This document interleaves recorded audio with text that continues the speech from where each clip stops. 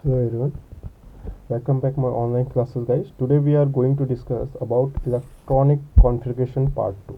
Basically guys हम लोग electronic configuration पे डील करने वाले हैं. ओके सो गाइस आप सबको पता है इसमें जो इलेक्ट्रॉनिक कॉन्फ़िगरेशन है वो हम लोग जनरली 9th क्लास से पढ़ते आ रहे हैं. ठीक है, सबको पता है कि कैसे इलेक्ट्रॉनिक फील करते हैं.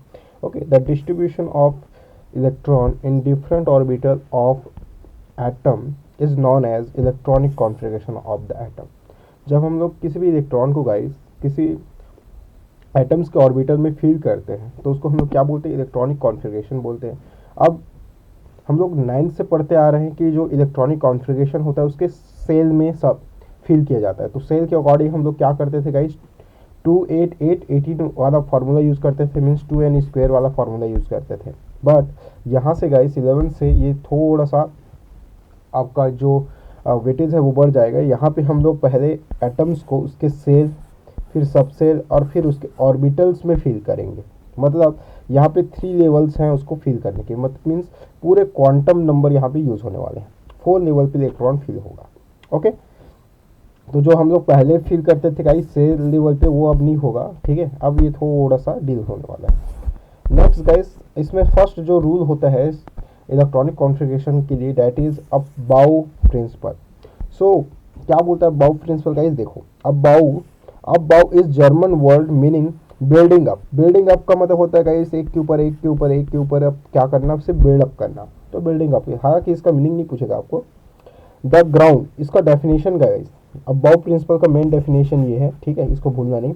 The ground state, the atomic orbital are filled in order of increasing energies.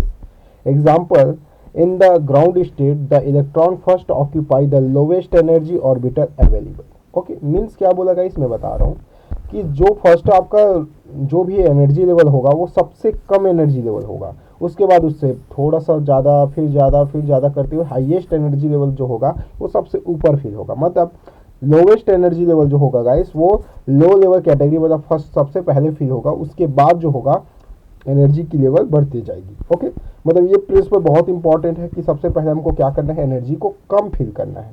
उसके बाद एनर्जी कंटिन्यू क्या होते जाएगा गाइस, फील होते जाएगा. जैसे अगर आप सेल, ये तो जैसे हम लोग बोल रहे हैं कि आपका एक सेल है ये. ठीक है, अब सेल के अंदर हम लोग जाते हैं तो गाइस हमको इसके अंदर, जैसे यहाँ पे जाऊँगा तो यहाँ पे ए सब सेल, पी सबसेल ऐसे मिलता है और डी सबसेल मिलता है. ठीक है, तो ये जो है वो सबसेल पे भी फील करने का इलेक्ट्रॉनिक कॉन्फ़िगरेशन है. उसी कॉन्सेप्ट को यहाँ पे यूज़ किया है. अच्छा, ये रूल अभी जब यूज़ होगा गाइस तो पता चल जाएगा आपको. जैसे यहाँ पे देखो, in fact the energy of an orbital is determined by the quantum number n and l with the help of n+l rule और Bohr Bury's rule according to this rule. देखो गाइस, यहाँ पे जो हम लोगों को अब पता कैसे चलेगा कि किसका एनर्जी लेवल कम है, किसका एनर्जी लेवल ज़्यादा है, किस में इलेक्ट्रॉन कम आएंगे, किस में इलेक्ट्रॉन ज़्यादा आएंगे. तो इसके लिए गाइस हम लोग जनरली यूज़ करेंगे n+l का रूल. और n+l का रूल गाइस आप सबको पता है. सबसे पहला जो सेल आता है गाइस, वो पहला सेल आएगा एस. ओके गाइस, 1s, जिसको हम लोग एनर्जी लेवल 1, मतलब उसका क्वांटम नंबर जो होगा 1 होगा, प्रिंसिपल क्वांटम नंबर. फिर प्रिंसिपल क्वांटम नंबर 2 आएगा, फिर प्रिंसिपल क्वांटम नंबर 3 आएगा. ऐसे ही कर करके क्या होगा गाइस, इसमें टोटली क्वांटम नंबर. अब देखो कि एनर्जी सबसे कम किस में है. तो गाइस अगर हम लोग 1s की बात करें और यहाँ से हम लोग अगर 2s की बात करें, ठीक है, तो 1s में लेंगे गाइस तो 1 जो है उसका क्या है, n का नंबर है. और जो s है उसका वो क्या है गाइस, उसका l का नंबर है. ओके, तो l का पता है आप सबको.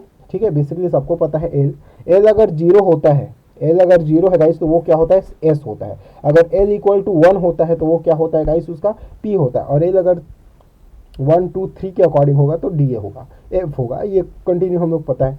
तो यहाँ पे n+l क्या हो जाएगा गाइस, n का वैल्यू हो जाएगा 1 और s का वैल्यू हो जाएगा यहाँ से 0. तो क्या हुआ गाइस, 1. मतलब इसमें 1s में सिर्फ एक ही इलेक्ट्रॉन है क्योंकि इसका प्रिंसिपल क्वांटम नंबर क्या है, n की वैल्यू क्या है, 1 है. अब यहाँ पे देखो गाइस 2s में क्या है, एनर्जी जो है n की वैल्यू 2 है और l की वैल्यू 0 है क्योंकि s है, s 0 होता है. तो यहाँ से हो गया गाइस इलेक्ट्रॉन 2. तो किसमें इलेक्ट्रॉन कम है गाइस, बेसिकली इसमें इलेक्ट्रॉन कम है, यानी फीलिंग स्टेट ऐसे रहेगा 1s फिर 2s फिर 2p. ओके, तो ये उसका फीलिंग स्टेट रहेगा.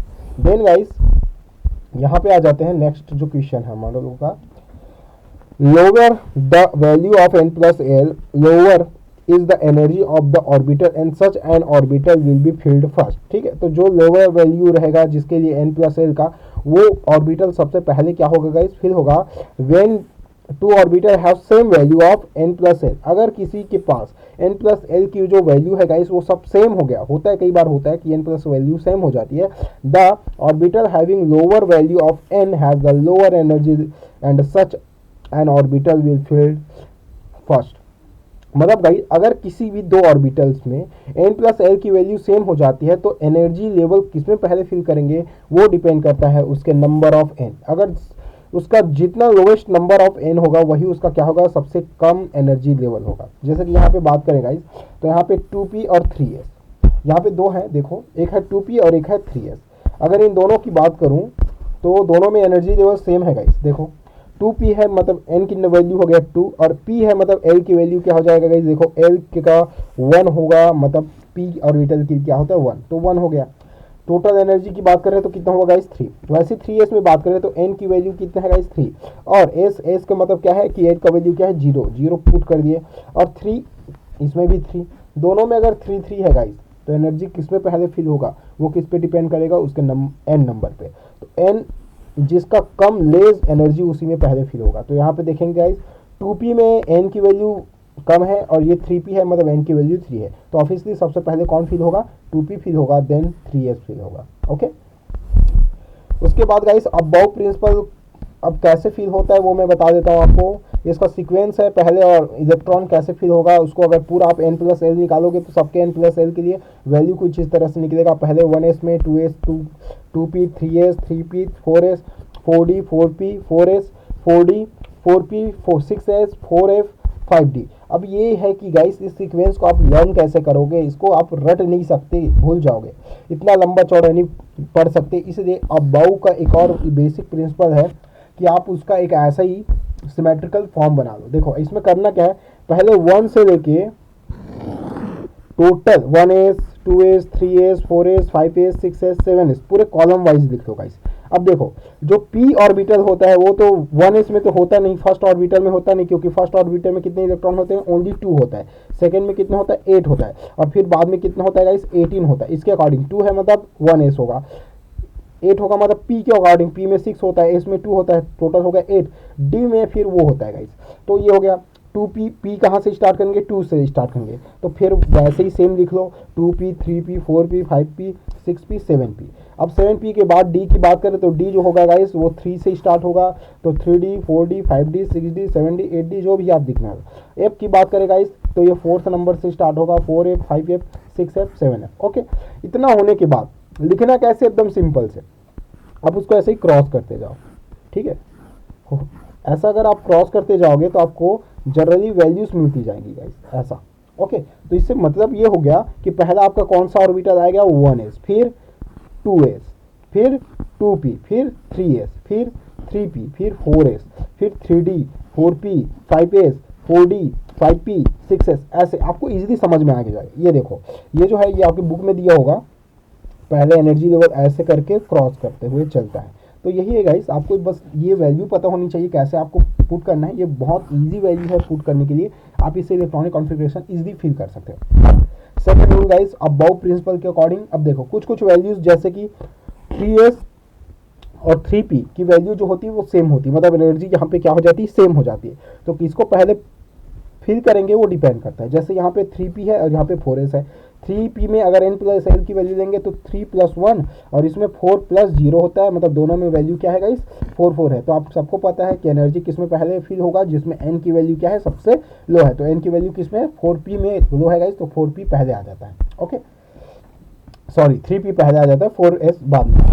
तो अबाउ प्रिंसिपल का नेक्स्ट अगर वैल्यू बात करूँ गाइस तो ये तो उतना इंपॉर्टेंट नहीं है आप लोगों के लिए, ठीक है, ये नीट वीट के लिए। चलो नेक्स्ट देखता हूँ पॉलिस एक्सक्लूजन प्रिंसिपल। जो पॉलिस थे उन्होंने एक्सक्लूजन प्रिंसिपल दिया था गाइस, और ये एक्सक्लूजन प्रिंसिपल क्या है उनका ये डिस्कस करते हैं। ठीक है, तो according to this principle no two electron in an atom can have same set of all 4 quantum number, example NL MN S। Most important guys यही इसका डेफिनेशन है।